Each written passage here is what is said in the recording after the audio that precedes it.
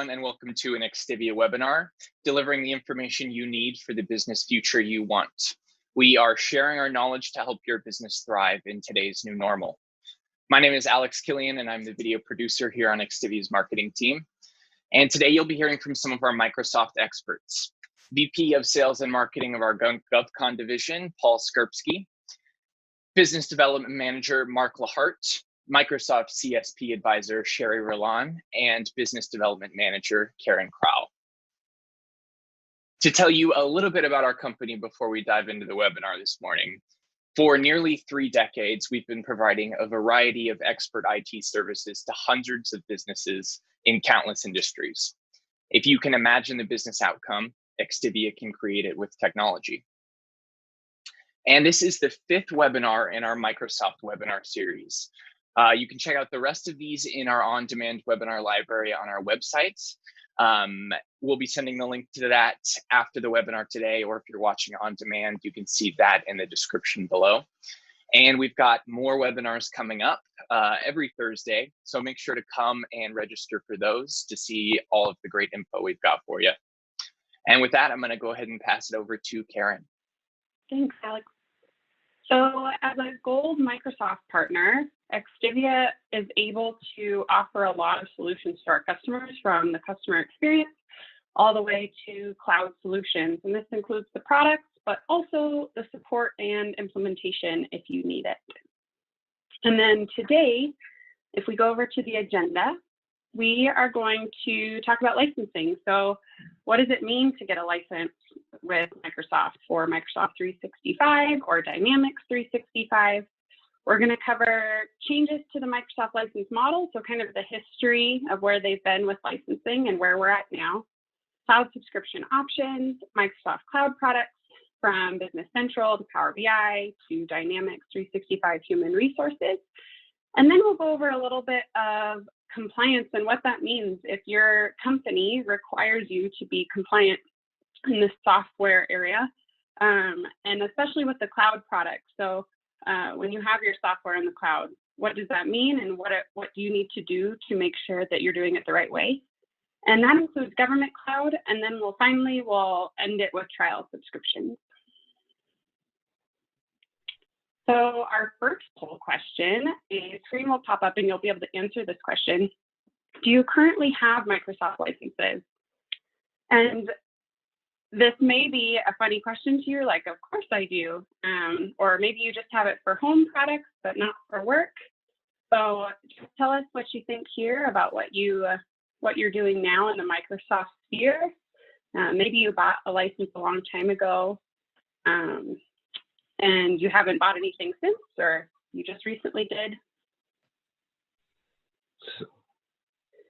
All right, so 67% yes, 33% no. All right, good to hear. And it looks like everybody knows who Microsoft is also, Karen, so I guess we're doing our job to get the word out. I think so. So thanks, Karen. So some of the changes, right, to the Microsoft license model here that's been available is, their licenses used to be available, on an on-premise type of a situation. So a perpetual license in which you would purchase the license and then have an annual maintenance fee, for that license. And this license would be installed on your internal servers in your office, or with a hosting provider, of your choice that you may be working with.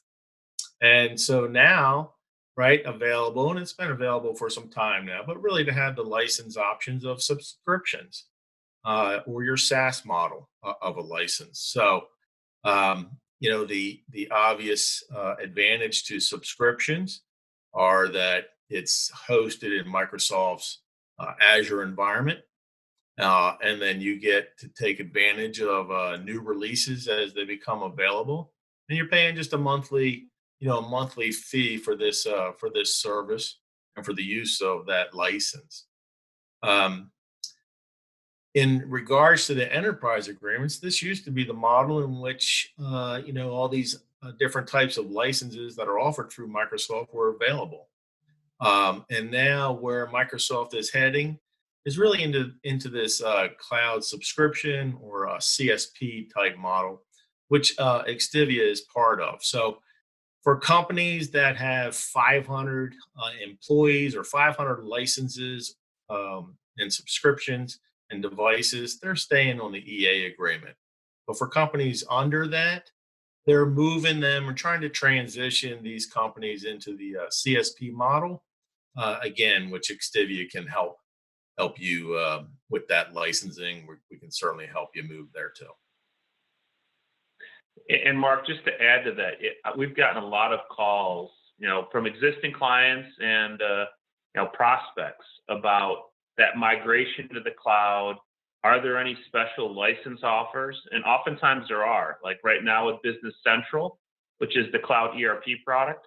If you have an on-prem instance, or if you're on Dynamics GP or Dynamics SL and you want to move to the cloud, there's a significant discount to move over. So if you're thinking about it, contact us. We can look to see if there's any kind of offers that we can all take advantage of together. Great. Thanks, Paul.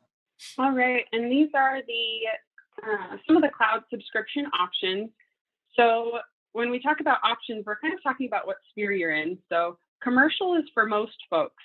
And then education is if you have a email address associated with an education, like institution, like a school. And then nonprofit, we can help you get qualified to get those nonprofit SKUs. Normally they're at a little bit lower rate, but you have to be a 501c3 and you have to show Microsoft that you are a 501c3. And then there's GCC High and GCC. GCC is for customers that require low to moderate compliance. And then GCC High is for high compliance. And then if you need even above that, the DoD compliance is separate. And then Sherry, can you just tell them a little bit about the reseller link? Absolutely. Thanks, Karen. For customers that already have Microsoft licenses and they need subscription licenses through us or looking to get subscription licensing through us, we send a reseller link out to those customers. And it takes only a few minutes for the customers to click on a link and answer a few questions and let Microsoft know that they're okay with us accessing their tenant. So this doesn't affect their current subscriptions, but what it does is it gives us access to their current tenant so that we can purchase subscriptions for them. And that way they have one set of credentials, login credentials, to access all of their licenses. Now, for customers that have special qualifications already on that tenant, such as what Karen mentioned, education or nonprofit or GCC, they don't need to go through the approval process again. By making us a reseller, we can just add licenses specific to those qualifications to their tenants.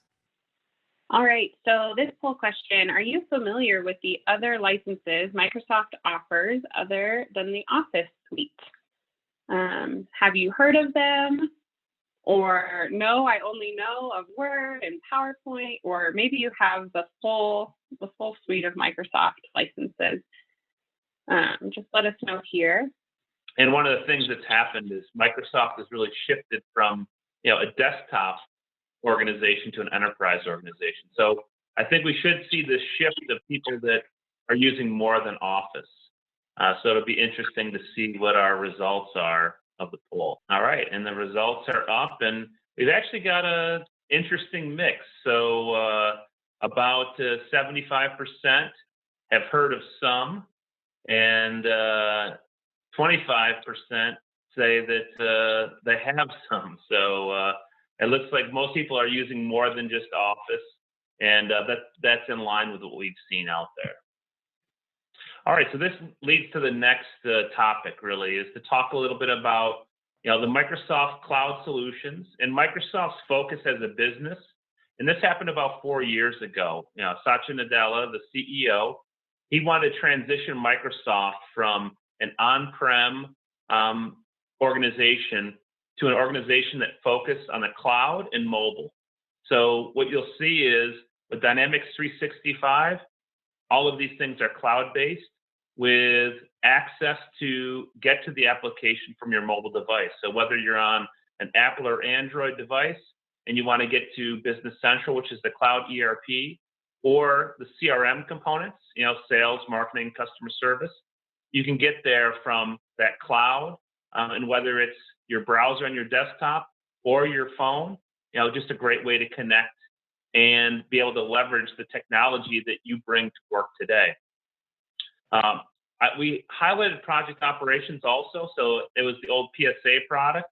So Microsoft has made a transition from PSA to project operations. And the idea there is to try to bring together aspects of Microsoft Project with all of the scheduling and resource management was in PSA. And that's why we put this webinar on, is because with Microsoft licensing and products, they're evolving so rapidly, it's hard for people to keep up. And that's what we do every day. So if you have questions about the Microsoft products, the licenses, and how they operate, that's where we're there to help. We're going to talk a little bit about human resources, which is the old talent product, in just a few minutes. But we also wanted to highlight some other products that we've seen clients get tremendous value out of. So Power BI being top on that list. And we've done hundreds of Power BI projects. So if you're looking for a reporting and dashboard solution, whether you're using existing Microsoft products or to connect to other solutions, whether it be Salesforce or other ERPs, we've done products like that or projects like that. We'd love to help support you in that way. Power Apps and Power Automate are additional products in that Power Platform and have had tremendous growth over the last few years, whether it be integration or some custom apps that you need to develop. XTIVIA can be there to support you. The full suite of Azure is available via CSP and SQL Server, Microsoft 365, Office 365, Teams, and SharePoint. So this is not an exhaustive list, but gives you the idea of some of the capabilities that are available from that cloud program. And again, if you're transitioning from on-prem to cloud, reach out. We'll see what kind of offers there are. If you just need help in understanding the cloud licensing, because it can be confusing, we're there to help you get the answers that you need to make sure that you understand the cost as well as maintaining compliance. All right. So nice lead into Business Central, Paul. So Business Central is Microsoft's, small and mid-market, business application here, providing accounting and other business needs here. But if you've done some research and tried to understand how the product is licensed, it can be somewhat confusing here. So I'll try to make some sense of it here for you.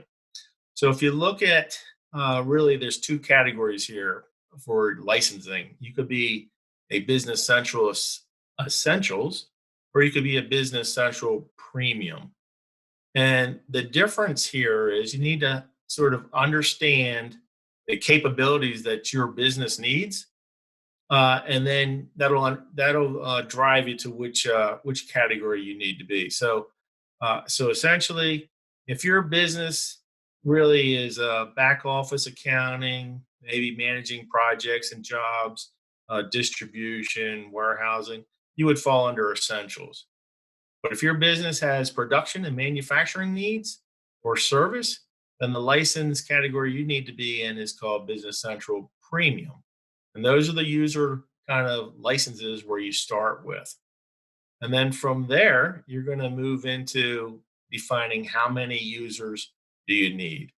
So it's also important to understand that depending on what your needs are at an individual user level, you can't mix and match. So you may have somebody who is your production manager and think that they need a premium license. And you may have your controller who's back in the financial management. Basically, your license would be all Dynamics 365 Business Central premiums. And then from there, next slide, please, Alex.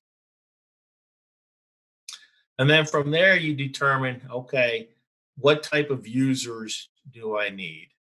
So a full user gives somebody, they're like a power user. So they would be able to have, with appropriate security, access to the entire suite of the application. And they would be able to create, edit, modify, delete sort of records here within the system. So those are your power users. You would determine how many full users you would need. And then there's what is called a team user or an additional user. And a team user is maybe what you would refer to or you hear as a light user. Somebody who needs to maybe get in the software, make an update, read some records, and then get back out. So for as an example, if your need to access the software is just to enter your time into the system, a team user would be appropriate for you. And the difference here is a team license is very inexpensive versus where the full users are a little bit more expensive here. So kind of the difference in the licenses and what you need to consider as you're looking at your license. And then next slide. And then this chart just basically sort of is a graphical view of what, I was explaining there between what the essentials users may look like versus a premium user, the areas of the business that they're going, and then what a team user is looking at. So for example, if you have a professional services type business where your back office may be, 3 to 5 accounting users, but then maybe you have 200 users that need to enter time and expense, you would have 3 to 5 essential users, and then the remaining would be a team member type of a license, just as an example. And just to add to that, before Karen covers Power BI, if your organization grows and maybe you didn't initially have manufactured products, in the future you need to, it's just a swap of the license. So you don't need to worry if you start off as essentials and you need to go to premium. It's an easy switch. So, all right. So for Power BI, it's Microsoft's version of reporting that you're able to access it whether you're the end user or you're a developer and you're very techy. It's scalable for all people. And there are kind of 3 different options here. So desktop's the free version. You can do reports, but it's sometimes frustrating for companies when they have a bunch of desktop versions of Power BI because there are limitations to the size of the data set and how often it refreshes. So although it is a free version and available, you may just want to talk with us and see if it's your best version for you. And then Power BI is a report server, works for those folks who are still using on-prem, whether it's because they prefer it or they have legacy software, et cetera. And then Power BI is a service. Power BI Pro is the software as a service model for Power BI, access from URL, and a great option for sharing reports for everyone in the company. All right, so I want to cover a little bit about Dynamics 365 Human Resources. So like I mentioned before, was formerly Dynamics 365 Talent. One of the things with cloud solutions is they can evolve and change so rapidly, right? So I grew up in the on-prem world where, updates were slow. They might come once a year, but a company wouldn't take them for 3 years. Well, in the new cloud world, updates come much more rapidly. And like Mark mentioned earlier, they're automatically updated. Some of the challenges that you face with this is that sometimes capabilities shift. And that's what's happened with talent, now human resources. So we still have the core human resource capabilities. So everything around managing the employee, their skills, also employee reviews. So the 360 review process. There's a self-service portal where your employee can go in and actually update that employee record, and there's controls around it so they can only see their record, and they can see the records of their employees, but they don't get access to all employees in the organization.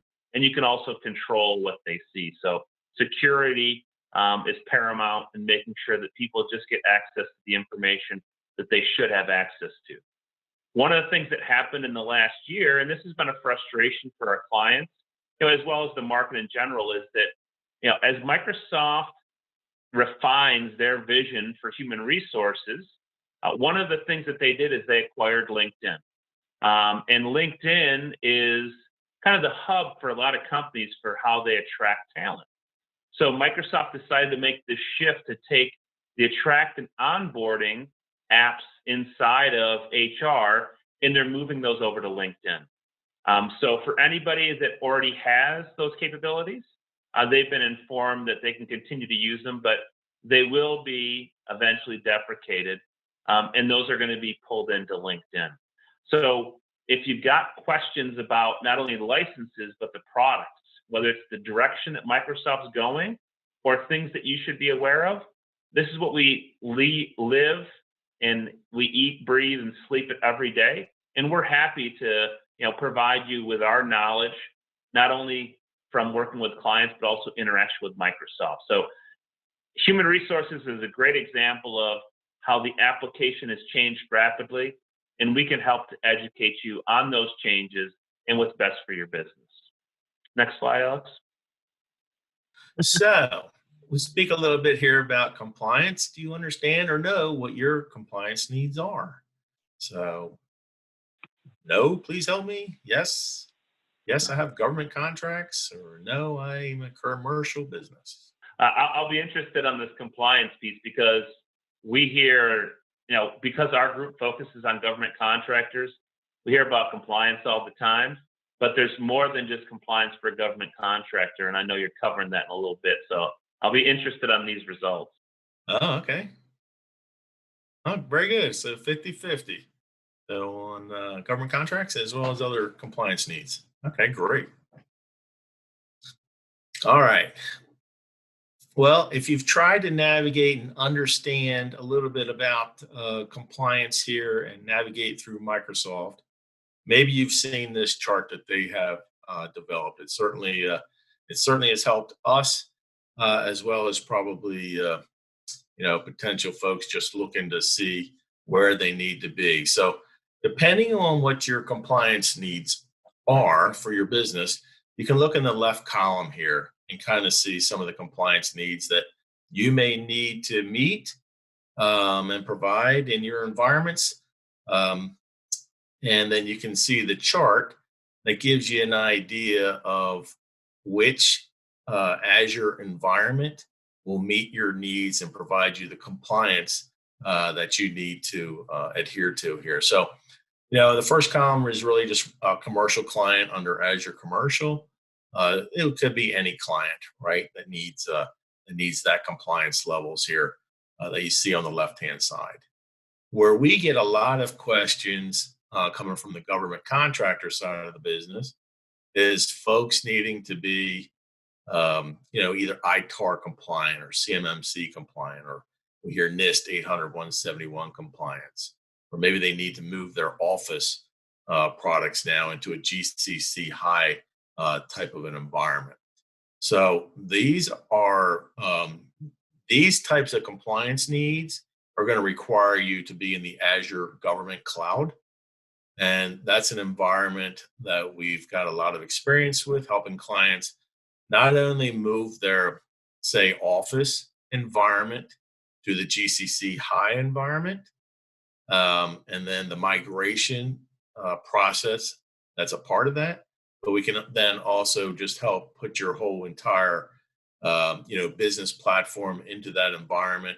And most companies that we've seen and we've worked with are in the GCC high category, but they still need to go through a process to qualify and to get into the Azure government cloud, which I believe Sherry's going to speak to here just a little bit.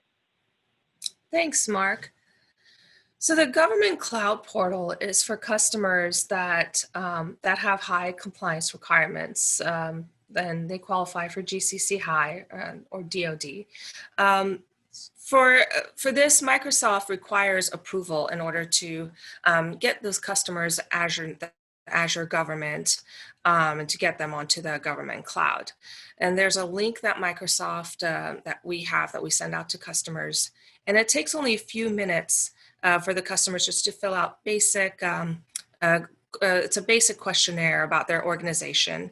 And once they submit it, in a few days, Microsoft will get in touch with the customer and ask them for more documentation. And that's usually either a copy of a signed contract that shows the requirements, or a sponsor letter directly from a U.S. government entity that says that these requirements, the compliance requirements, are necessary.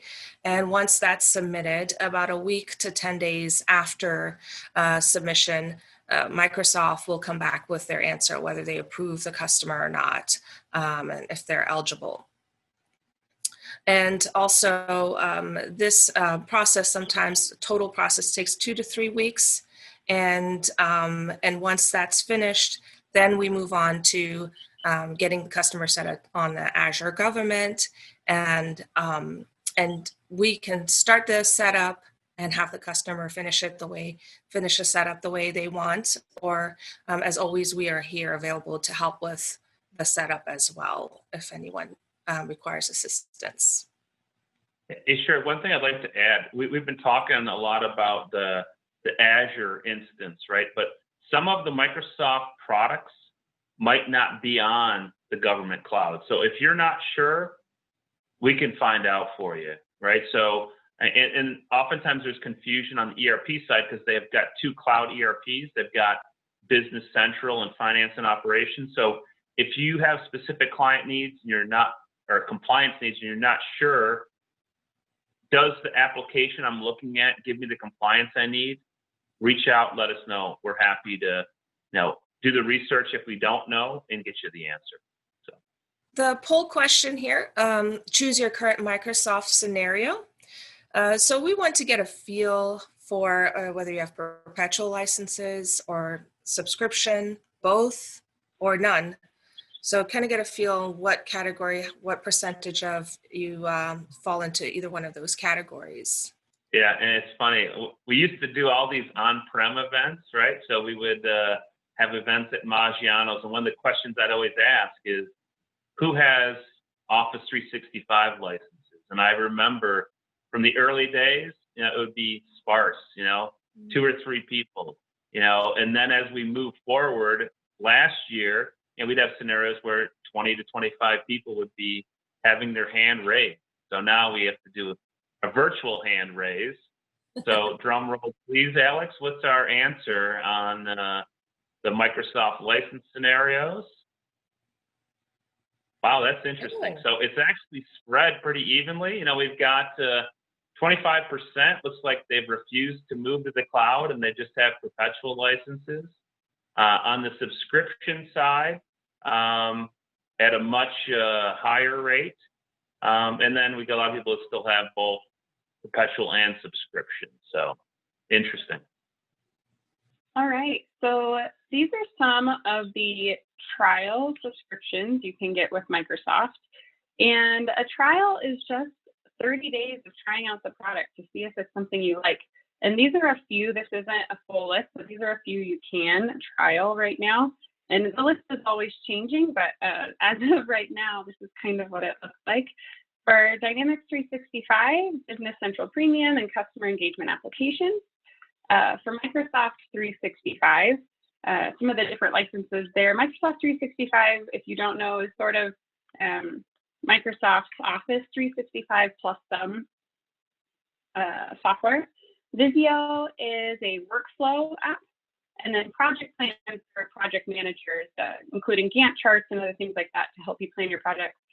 And Teams Commercial Cloud. And Teams is that chat-based collaborative communications method that companies can use to chat with each other. Sherry, did you have more information about maybe some specifics around the trial? Yes, I do, actually. A few things to note.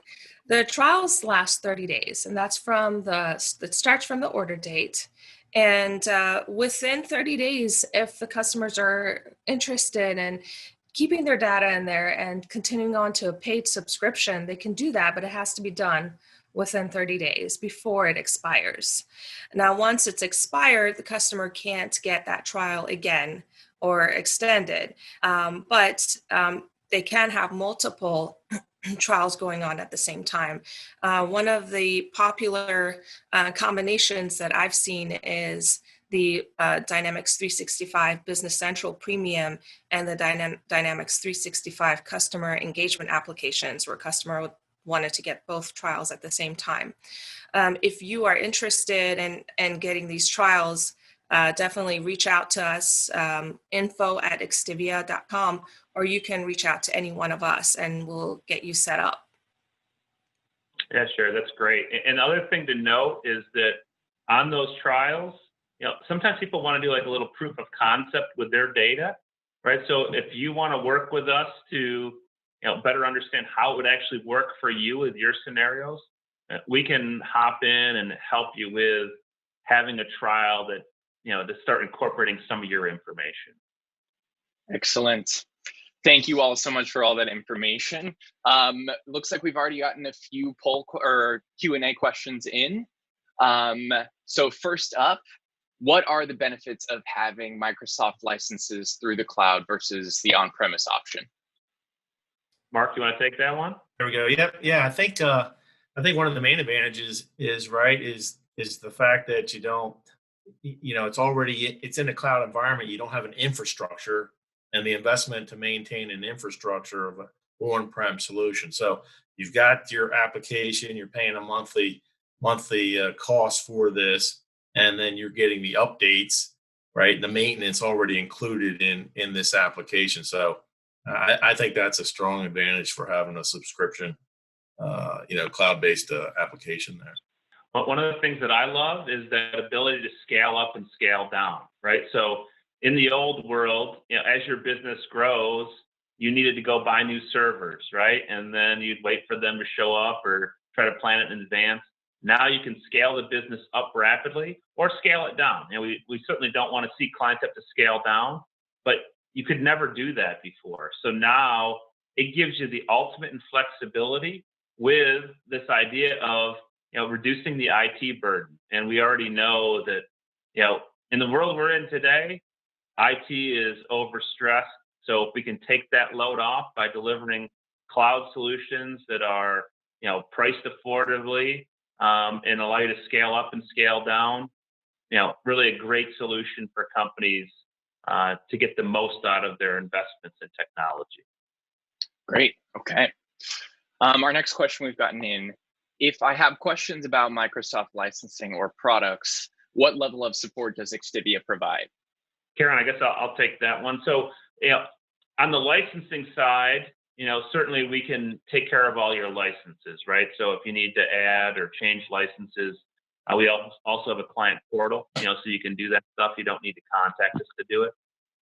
But in addition to licensing, we also provide all of the implementation and support services around these products. So whether you're on the CRM product, which is sales, marketing, customer service, field service, ERP, Power BI, we provide implementation and support services across those products. One of the great things that we're doing right now is that we offer the ability for a client to get an advanced bucket of hours, and they could use it across any of our product lines. Obviously, the four of us focus heavily on Microsoft, but we also support other technologies. So it's licensing as well as support, implementation, custom development if needed. Great. Another question we've just gotten in: is it possible to have more than one Microsoft reseller? I can take that one. Yes, it is possible. It's possible to have multiple resellers, and what customers have with one reseller doesn't mean that once they make someone else a reseller, that all of a sudden the new resellers taking over. So yes, and it is possible to do that. All right, awesome. I think we have time for one more question here. If I stop my cloud license, am I able to capture my data? So I'll take that one too. Yes, it is actually, whether it's a trial subscription or a paid subscription, once it's expired or suspended, you have 90 days your data is available for 90 days. And if you need help with extracting that, we can actually help assist with that. Excellent. Well, that concludes our webinar this morning. If you have any further questions, please don't hesitate to reach out. Everyone's contact information is on this slide here. And again, this will be available in our on-demand webinar library soon. And we've got lots of upcoming webinars, so definitely come back and check out what we're going to be talking about. And thank you all so much for joining me this morning. Paul, Sherry, Mark, Karen, that was great. Thanks, Alex. Thanks, Alex. And have a great rest of your day, everybody. Thank you, Thank you. everyone.